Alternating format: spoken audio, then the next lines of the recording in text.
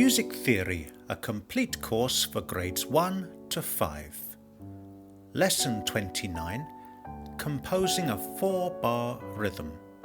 Please note that this will no longer be a requirement for ABRSM after January 2018, but will still be a requirement in Trinity College theory exams.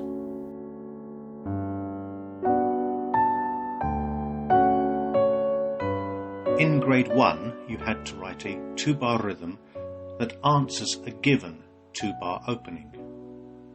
The requirements for grade 2 are very similar, except you are not given so much of an opening. You may have just 1 bar or even less given. In other words, you will need to be more creative and write more bars yourself. Other than that, the rules are basically the same as in grade 1, and there is nothing new to learn. But just to recap, let's look at this example of a well-balanced 4-bar rhythm.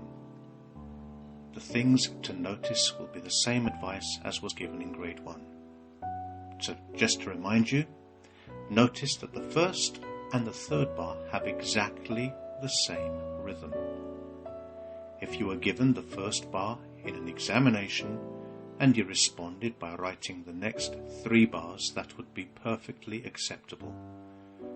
To copy a little of what you are given is good. It creates a pattern that the ear can latch onto. Secondly, it is good to end on a fairly long note. This example ends on a minim. If it were a quaver, it would end too abruptly. Thirdly, make sure that there are the correct number of beats in each bar. So take a look at the time signature and count how many beats you've written in each bar. And finally, make sure you can clap out the rhythm that you write. This avoids writing over complicated rhythms. Very often, if you write something that looks too fancy on paper, it sounds too clumsy. Just keep it simple and in the style of the opening. Now look at these 4 examples. The first bar of each of them is the same. This might be what is given to you, for example, in an examination.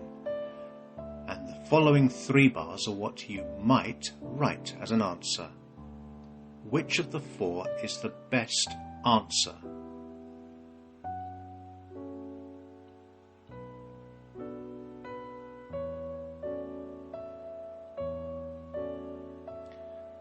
The best answer is the second example.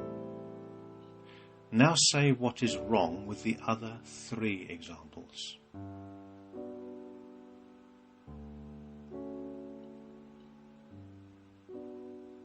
In the first example, there are not enough beats in the third bar.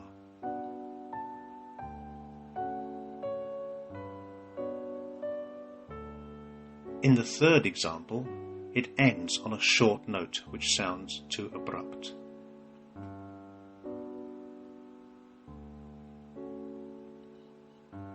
And in the fourth example, it is just too complicated and sounds clumsy.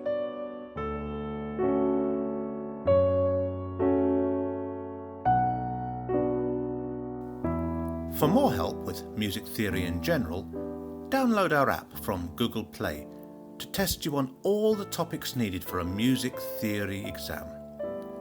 Just click the card appearing above.